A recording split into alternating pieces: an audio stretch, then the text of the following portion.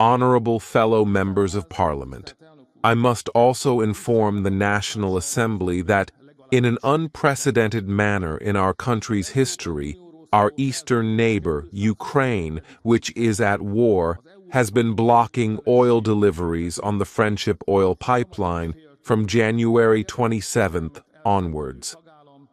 I report to the Honorable House that the government examined the situation and established that there is no technical obstacle to restarting the deliveries.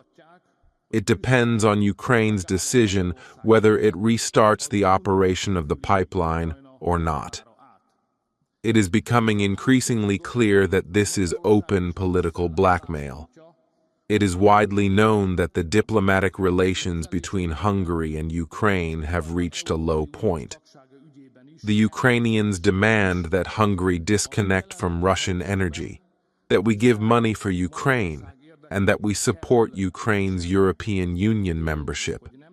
Moreover, the Ukrainians are openly threatening the Hungarian government, and personally, its leaders as well. I inform the Honorable House that the national government does not yield to any blackmail. The national government will not deviate from its program under the influence of any threat, and acts in accordance with its constitutional oath. It acts exclusively according to the interest of the Hungarian people, and does not yield to the demands of any foreign power.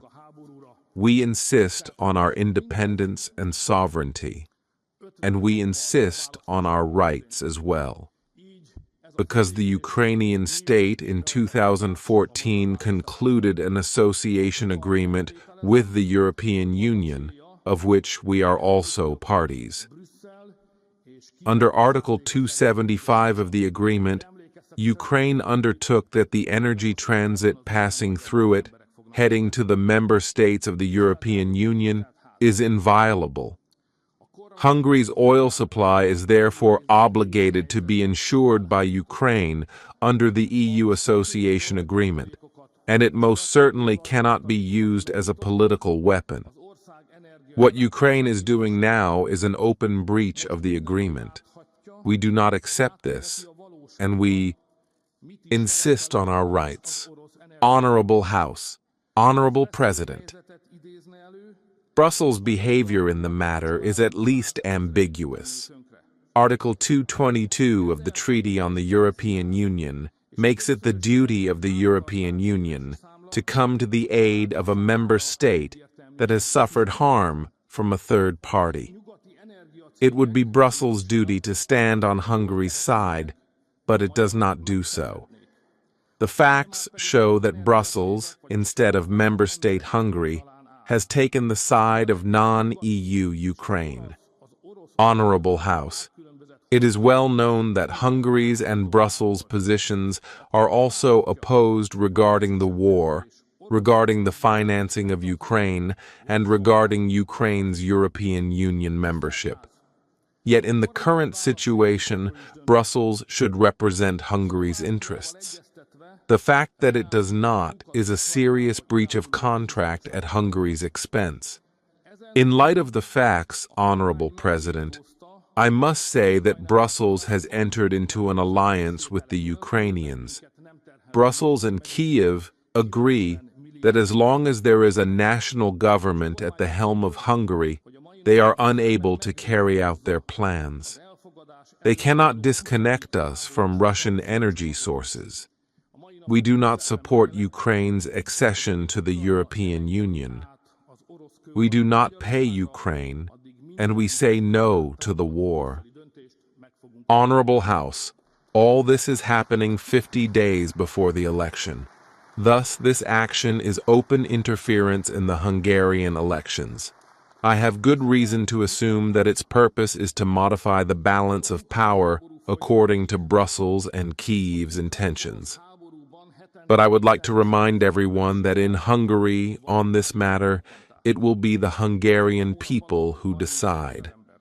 Honorable President, Honorable House, the government averted the emergency situation caused by the Ukrainians. We opened the strategic oil reserves and ensured the country's energy supply. Now everyone can see, can experience in reality, what disconnecting from Russian energy means. It would cause an emergency situation and would financially ruin hundreds of thousands of Hungarian families. The 1,000 foreign petrol price and the utility bill for households that has multiplied would clearly be unaffordable for families. The large Western energy companies, such as Shell, would earn well on this, but Hungarians would suffer. The government, however, stands on the side of the people, and not the energy companies or Shell. This morning, the price difference between Western and Russian oil was $13 per barrel. Whoever claims that the utility reduction can be maintained without Russian energy is either a fool or is lying. Honorable House, the government also decided on response measures. In consultation with Slovakia, we halted diesel shipments heading to Ukraine.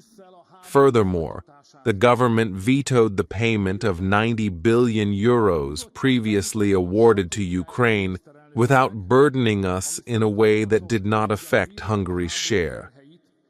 The government decided that today in Brussels, it will also veto the 20th war sanctions package that is before adoption. Today in Brussels, we announced that as long as Ukraine does not allow Russian oil through to Hungary, we will block every Brussels decision supporting Ukraine. Honorable President, Honorable House, the Russian-Ukrainian war continues. In the Ukrainian-Russian war, 9,000 people are killed or become war invalids every week. That is 36,000 people in a month, 400,000 in a year. This is an irreplaceable loss and an incomprehensible tragedy, and the war consumes incredible material efforts. The European Union has so far spent approximately 200 billion euros on Ukraine. The price of electricity and natural gas in Europe is 3 to 4 times the American and Chinese prices. Europe is dismantling its own competitiveness. With such energy price differences, European companies cannot, and indeed cannot, compete with Chinese and American companies. I inform the Honorable House that in recent years 1 million jobs have disappeared in European industry. The chemical industry and the automotive industry are suffering particularly. In Poland, 278,000 jobs disappeared. In the Czech Republic, 161,000. In Romania, 144,000. And in Germany, 129,000.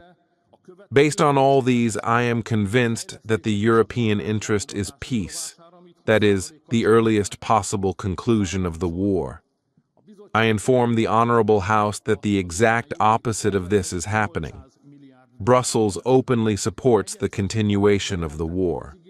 The Commission presented its strategy to the Prime Ministers, according to which the Russians can still bear the burdens of the war, but not for much longer.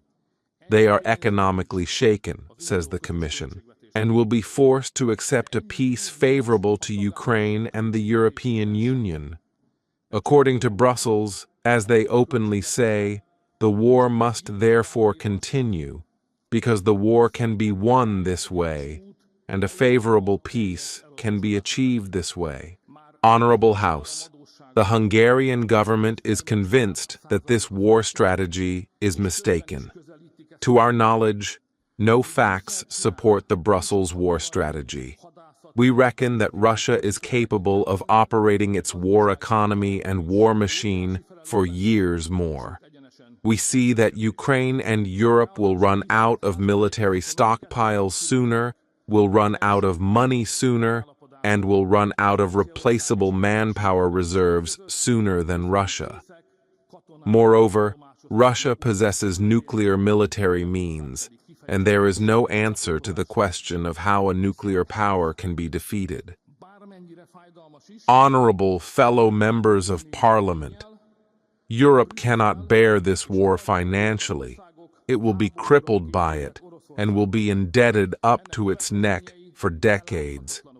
In the government's view, Hungary must stay out of this. Our historical war experiences also show this.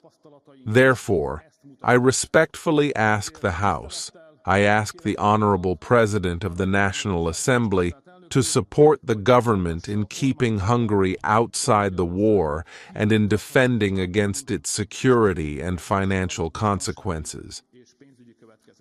Thank you for your distinguished attention.